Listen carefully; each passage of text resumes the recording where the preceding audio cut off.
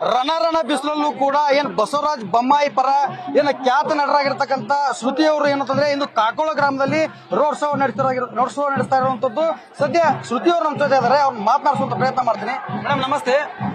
ರಣ ನಿಮ್ಮ ಅಭ್ಯರ್ಥಿ ಪರ ಪ್ರಚಾರ ಮಾಡ್ತಾ ಇದ್ರಿ, ಏನು ನನಗಿದೇನು ಹೊಸದಲ್ಲ.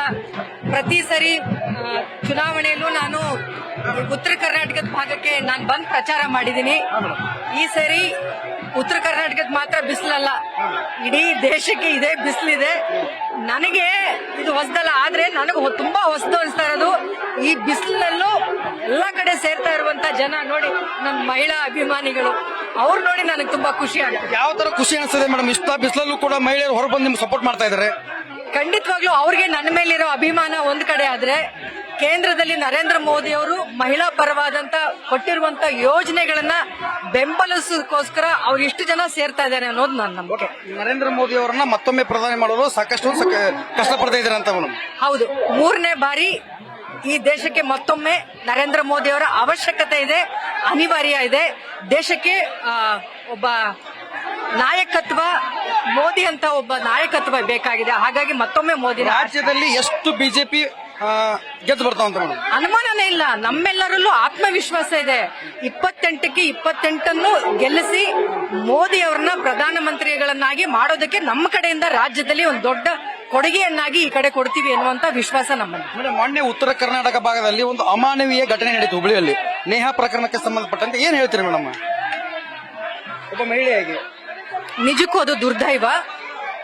ಇದು ಈ ತರದ ಘಟನೆ ಒಂದನೇ ಅಲ್ಲ, ಹಲವಾರು ಘಟನೆಗಳು ಈ ತರ ನಡೆದಾಗ್ಲೂ ಕೂಡ ಅದಕ್ಕೆ ಸರಿಯಾದಂತ ಉತ್ತರ ಕಾನೂನಲ್ಲೂ ಕೂಡ ಕೊಡಬೇಕಾಗತ್ತೆ.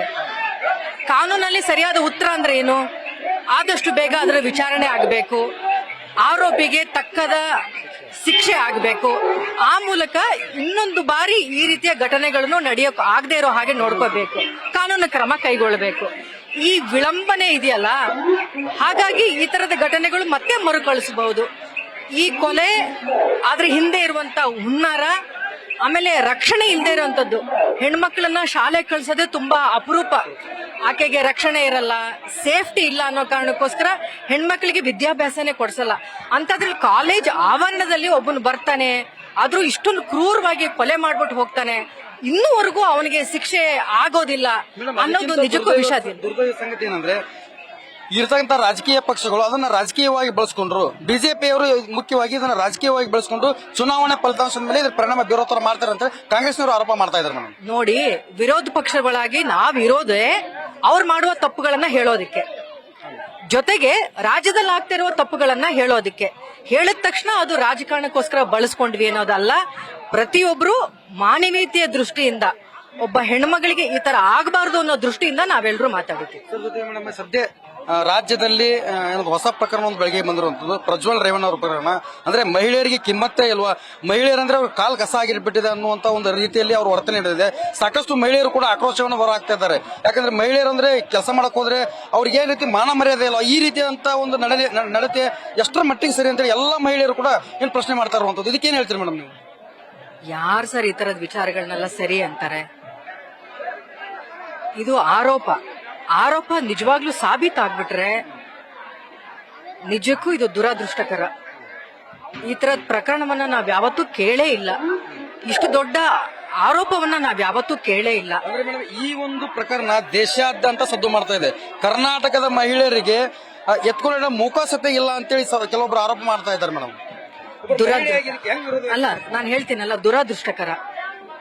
ಈ ಪ್ರಕರಣ ಇವತ್ತು ಈ ಚುನಾವಣೆ ಸಂದರ್ಭದಲ್ಲಿ ಜನ ವೋಟ್ ಹಾಕುವಂತ ಸಂದರ್ಭ, ಯಾರು ನಿಜವಾಗ್ಲೂ ದೇಶವನ್ನ ಆಳುವ ಅರ್ಹತೆ ಇದೆ, ಒಳ್ಳೆಯ ಮುಂದಾಲೋಚನೆ ಇದೆ, ಅಂಥವ್ರಿಗೆ ಈ ದೇಶವನ್ನ ಕೊಡುವಂತ ಸಮಯದಲ್ಲಿ ಈ ಒಂದು ಪ್ರಕರಣ ಬಂದಿರೋದು ಕೂಡ ನನಗೆ ತುಂಬಾ ವಿಷಾದ ಅಂತ ಅನ್ಸುತ್ತೆ.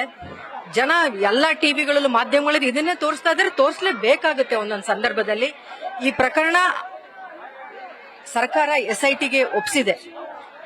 ಅವರು ಈ ಪ್ರಕರಣವನ್ನ ತನಿಖೆ ಮಾಡ್ಲಿ, ತಪ್ಪೇ ಇದ್ರೆ ಕಾನೂನು ಅಡಿಯಲ್ಲಿ ಶಿಕ್ಷೆ ಆಗ್ಲೇಬೇಕು ಅನ್ನೋದನ್ನ ಭಾರತೀಯ ಜನತಾ ಪಾರ್ಟಿಯ ರಾಷ್ಟ್ರೀಯ ನಾಯಕರಾದಂತ ಅಮಿತ್ ಶಾ ಅವರು ಕೂಡ ಹೇಳಿದ್ದಾರೆ, ನಮ್ಮ ರಾಜ್ಯಾಧ್ಯಕ್ಷರಾದಂತ ವಿಜೇಂದ್ರ ಅವರು ಹೇಳಿದ್ದಾರೆ. ನಾನು ಕೂಡ ಮಹಿಳಾ ಕಾರ್ಯಕರ್ತೆಯಾಗಿ ಪ್ರತಿನಿಧಿಯಾಗಿ ನಾನು ಕೂಡ ಅದನ್ನ ಹೇಳ್ತೀನಿ. ಮೇಡಮ್, ಕೊನೆಯದಾಗಿ ಬಸವರಾಜ ಬೊಮ್ಮಾಯಿ ಅವರು ಎಷ್ಟು ಮತಗಳ ಅಂತರಿಂದ ಗೆದ್ದು ಬರ್ತಾರೆ? ಸದ್ಯ ನೋಡ್ತಾ ಇರಬಹುದು, ಕ್ರೌಡ್ ಕೂಡ ತುಂಬಾ ಇದೆ. ಎಲ್ಲಿ ನೋಡಿದ್ರು ಮಹಿಳೆಯರು ಎಲ್ಲರೂ ಕೂಡ ಬಂದು ನಿಮ್ಗೆ ಸಪೋರ್ಟ್ ಮಾಡ್ತಾ ಇದ್ದಾರೆ. ಎಷ್ಟು ಮತಗಳ ಅಂತರಿಂದ ಗೆಲ್ಬಹುದು? ಸರ್, ಈ ಬಿಸಿಲಲ್ಲಿ ಹೆಣ್ಮಕ್ಳು ಇಷ್ಟು ಜನ ಸೇರ್ತಾ ಇರೋದು ಆಗ್ಲೇ ಕಾರ್ಯಕರ್ತರು ಹೇಳ್ತಾ ಇದ್ರು. ನಾವ್ ಎಷ್ಟೆಷ್ಟು ದೊಡ್ಡ ದೊಡ್ಡ ನಾಯಕರು ಕರ್ಕೊಂಡ್ ಬಂದ್ರು ಹೆಣ್ಮಕ್ಳು ಇಷ್ಟು ಸೇರ್ತಾ ಇದಾರೆ ಅಂತ ಖುಷಿ ಪಡ್ತಾ ಇದ್ದಾರೆ. ಸರ್, ಇದು ಕೇವಲ ನನ್ನ ಮೇಲಿರೋ ಅಭಿಮಾನಕ್ಕೆ ಮಾತ್ರವಲ್ಲ, ಪಕ್ಷದ ಮೇಲಿರೋ ಅಭಿಮಾನಕ್ಕೆ. ಬೊಮ್ಮಾಯಿ ಸರ್ ಅವರು ಅವ್ರ ಕ್ಷೇತ್ರದಲ್ಲಿ ಮಾಡಿದಂತ ಅಭಿವೃದ್ಧಿ ಕೆಲಸ ಸುಮಾರು, ಅವರು ರಾಜ್ಯದಲ್ಲಿ ಗೃಹ ಸಚಿವರಾಗಿದ್ರು, ನೀರಾವರಿ ಸಚಿವರಾಗಿದ್ರು, ಮುಖ್ಯಮಂತ್ರಿಗಳಾಗಿದ್ರು. ಆವಾಗ ಇಡೀ ರಾಜ್ಯದ ಜನರ ಕಷ್ಟಗಳನ್ನ ಅರ್ಥಕೊಂಡಿದ್ದಾರೆ. ಅವ್ರ ನೀರಾವರಿ ಯೋಜನೆಯಲ್ಲಿ ಅವ್ರು ಮಾಡಿದಂತ ಹಲವಾರು ಸಾಧನೆಗಳು, ಇಲ್ಲಿ ಸಿಮೆಂಟ್ ರೋಡ್ಗಳಾಗಿರ್ಬೋದು, ಶಿಕ್ಷಣ ಕ್ಷೇತ್ರದಲ್ಲಿ ಅವ್ರು ಮಾಡಿರುವಂತಹ ಹಲವಾರು ಸೇವೆಗಳಾಗಿ ಜನ ಈ ಸರಿ ಹಿಂದಿನಿಗಿಂತಲೂ ಅತ್ಯಂತ ದೊಡ್ಡ ಬಹುಮತದಲ್ಲಿ ಅವ್ರನ್ನ ಆರಿಸ್ತಾ ಇರ್ತಾರೆ ಅಂತ ನಂಬಿಕೆ ಜನ ಕೊಡ್ತಾ ಇದ್ದಾರೆ. ಇದಿಷ್ಟು ಏನಂತಂದ್ರೆ ನಟಿ ಶ್ರುತಿ ಅವರ ಮಾತು ಏನಂದ್ರೆ, ಈ ಬಾರಿ ಅಭೂತಪೂರ್ವವಾಗಿ ಬಸವರಾಜ ಬೊಮ್ಮಾಯಿ ಅವರು ಮತ್ತೆ ಗೆದ್ದು ಬರ್ತಾರೆ ಅನ್ನುವಂತ ಹೇಳಿಕೆಯನ್ನು ನ್ಯೂಸ್ ಫಸ್ಟ್ ಗೆ ಕೊಟ್ಟಿರುವಂತದ್ದು. ಕ್ಯಾಮರಾಮನ್ ನಿಂಗಪ್ಪ ಜೊತೆ Shivamadivalar, news first Haveri. News first ನಿರ್ಭೀತಿಯಿಂದ ನಿಮ್ಮ ಪರವಾಗಿ.